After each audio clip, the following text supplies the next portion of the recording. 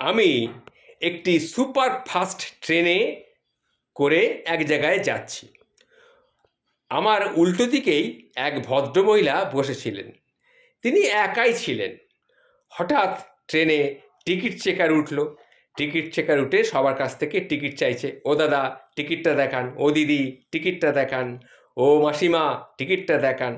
তা সেই চাইতে চাইতে চাইতে চাইতে সেই ভদ্রমহিলার কাছে টিকিট চেকার এসে টিকিটটা চাইলেন। বললেন, মাসিমা, টিকিটটা দেখান। তখন সেই মহিলাটি বললেন, কি দেখামু টিকিট? দাঁড়ান দাঁড়ান, ওই কাগজটা তো, দাঁড়ান দেখাইতাছি বলে ব্যাগ আতিপাতি করে খুঁজে একটা টিকিট বের করে টিকিট চেকারের হাতে তিনি দিলেন। তখন টিকিট চেকার ভালো করে দেখে বলেন, ও মাসিমা, এটা তো লোকাল ট্রেনের টিকিট, আর আপনি তো চলেছেন জোরে গাড়িতে। এটা তো সুপারফাস্ট ট্রেন, কত জোরে জোরে যাচ্ছে। তা আপনি এই ট্রেনের টিকিট নিয়ে, লোকাল ট্রেনের টিকিট নিয়ে এই গাড়িতে উঠেছেন?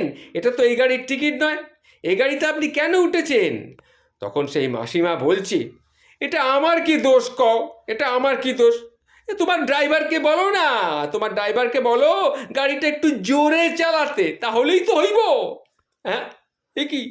আমি উল্টো দিকে বসে এই কথাটা শুনছি, শুনে হাসবো না কাঁদবো আমি নিজেই বুঝতে পারছি না। শুধু পেটের মধ্যে গুড়গুড় গুড়গুড় করছে। তখন টিকিট চেকার দেখি আমি পাশে বসছিলাম, আমার মুখটা দেখে সেও তখন আর সামলাতে পারলো না। টিকিট চেকারও তখনও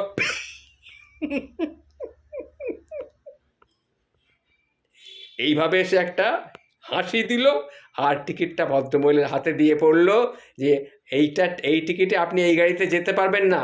সামনের জায়গায় যখন ট্রেনটা থামবে তখন আপনি নেমে যাবেন, নেমে গিয়ে লোকাল ট্রেনে উঠবেন। বুঝতে পেরেছেন?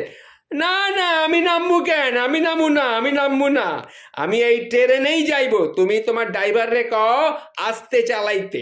এটাই হইল গিয়ে আমার আমোদ্দা কথা।